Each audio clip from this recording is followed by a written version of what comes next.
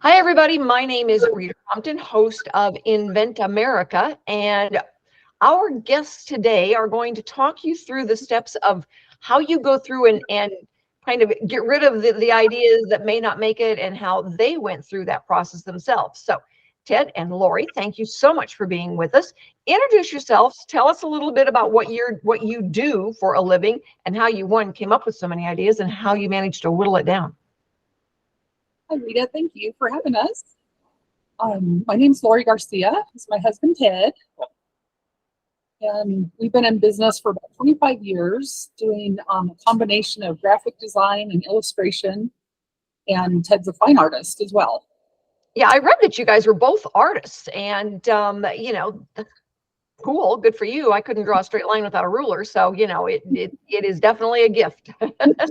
Well, we enjoy it as well. And I think that it's part of our brains. We have creative ideas all the time. So I think that's how we came up with so many ideas over the years, as far as practical ones, creative ones, ideas that we use our art with, designing things that make things look more appealing. Well, you're right. I think some people are gifted. They say, oh, you can be doing, using a tool, a kitchen gadget or something outside and go, oh, this doesn't work very well. And somebody like me would like to, have a new one, but I'm not going to be the one that solves the problem. But you guys now, when you say, oh, this doesn't work very well, you're going to come up with a better widget. Exactly. Yeah. I have the ideas. Ted has great ideas as well, but he sits there and draws them out. So he visually shows us what he's thinking, and I have to tell him what I'm thinking, and he'll draw it out for me. That's our little yes, I understand that process because I couldn't, like I said, my stick figures look like scarecrows. So something scary that you'd find in the forest. And so when you whittle it down, then so you've got the ideas. How do you go from having dozen maybes down to something that you say, okay, I'm willing to get a search done on this? That's been a little difficult, but first we usually look in the market, in the field, see if there's anything that's similar. If there's not, then we proceed to ask friends and family, if they like these ideas, if they think they'd be viable. And then when it gets further into a search, I've done some, but I'll go on the U.S. patent search and look for things there. But you're kind of limited on what you can get done there. So that's kind of where our searching and you've gotten pretty far, though. I've gotten pretty far. You got all the way to the CEO of Johnson & Johnson one time, talking to him about an idea. Good for you. But of course, we couldn't do anything without that patent. Yeah. Yep. I mean, it is one of the things that, I talk to so many people and, the legitimate people in the business, the serious ones that really work with inventors, it's like you've got to use a registered patent attorney and you have to file a non-provisional. Now, it doesn't have to issue. If a company is telling you, wait, call us when it issues. That is their polite way of saying we're not interested. You just don't always know how to translate that.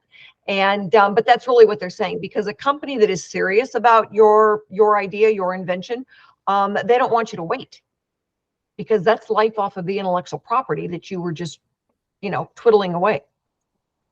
That's the time element you were talking about, as far as getting it out, getting it protected first, fast, yeah. before somebody else does.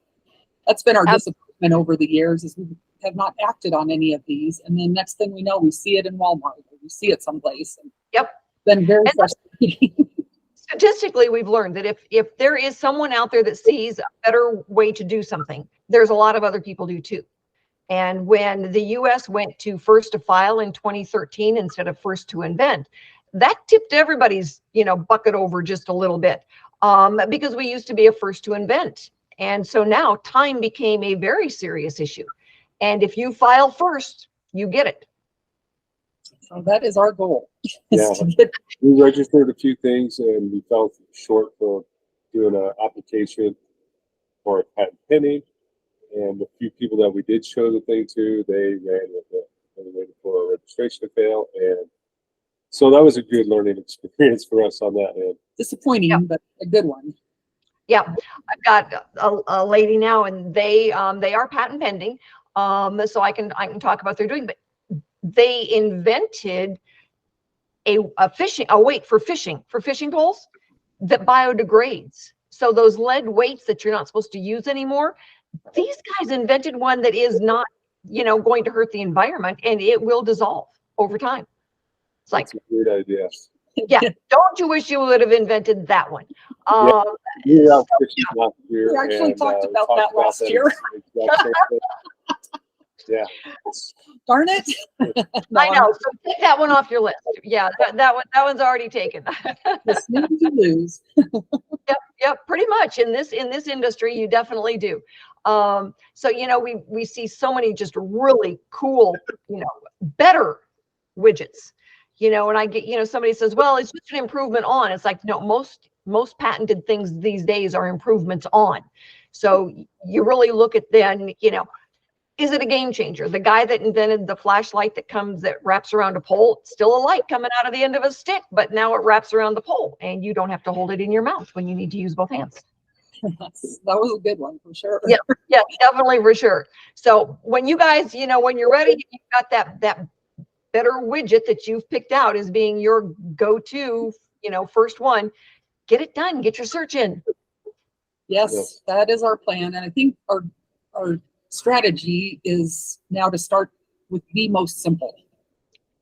And that's a good strategy. What we look at then is, when you've got several in a lineup, all right, if you've got some in the same category, then pick that category. If you've got, something that's more simple than something else, that's the one that gets bumped up to the top of the list. And then the largest potential consumer market. So those are the criteria that we tend to look at, and then you just kind of drill down as you go. But your learning curve, if it's on something easy, we can get it out there. We can start testing in the market. We can go to some of our industry experts, have them give you feedback. But going with the easy one that's got the biggest market share, that's the name of the game. You're exactly right.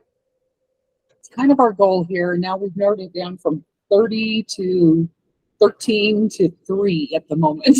Good for you. All right. That's great. Good luck, you guys. Thank you for sharing today, and I will watch for that search to come in.